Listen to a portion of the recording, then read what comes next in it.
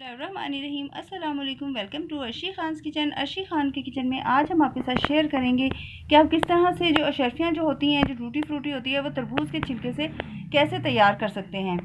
तो आम रूटीन में ये पेठे से बनता है, लेकिन अब हम आपके साथ शेयर करेंगे कि किस तरह हम इसे तरबूज के छिलके से बना सकते हैं। तो आइए स्टार्ट करते हैं। तरबूज के छिलके से अशरफियाँ बनाने के लिए हमने इसके पहले तरबूज के हमने करने हैं स्लाइस, और उसके बाद हमने इसका सिर्फ ये वाइट वाला पार्ट जो है ये हमें चाहिए। तो पहले करते हैं इसके स्लाइस। हमने ये रेड वाला पार्ट जो है ये बिल्कुल हटा देना है, सिर्फ हमें ये जो वाइट पार्ट है इसका ये चाहिए। अब हम इसी तरह से सारा ये इसे स्लाइस कर लेंगे, और हम इसका ये वाइट पार्ट जो है ये हमने लेना है। ये ग्रीन पार्ट जो है इसको हम इससे छील देंगे छुरी से। ये स्लाइस बना लिए थे इस तरह से। अब इन स्लाइस को हमने छील लिया है, यानी कि ऊपर से ये रेड पार्ट भी हमने हटा दिया और ये ग्रीन पार्ट जो है ये भी हटा दिया है।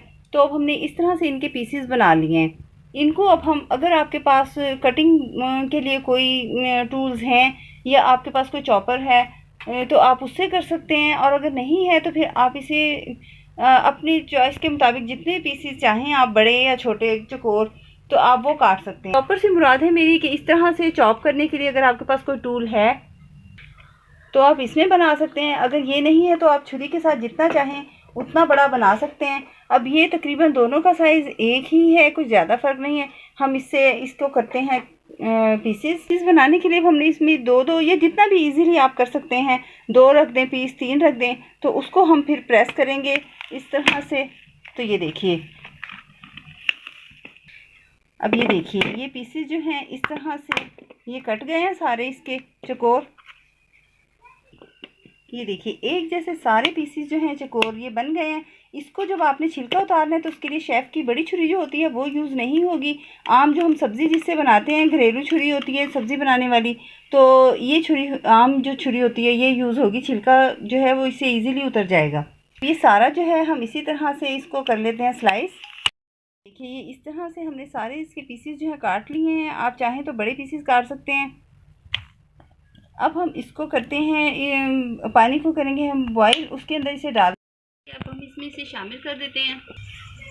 ये जब तक ये ट्रांसपेरेंट नहीं हो जाता है उस वक्त तक हम इसको पकाएंगे। ट्रांसपेरेंट हो चुका है, अब हम इसको छलनी पर निकाल लेते हैं।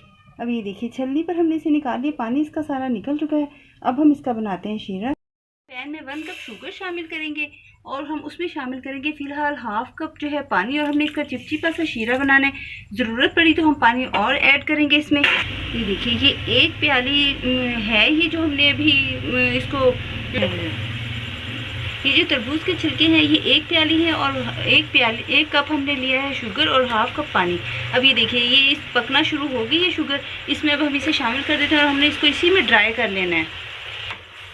अब ये जो तरबूज के छिलके हैं इनको हमने अच्छी तरह से इसमें पकाकर और इसे खुश्क कर लेना है।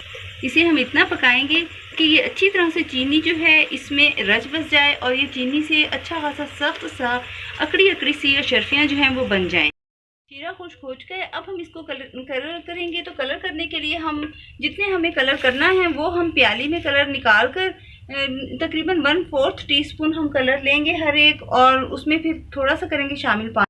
थोड़ा सा कलर में शामिल करेंगे हम पानी, 1 चम्मच डाल लें।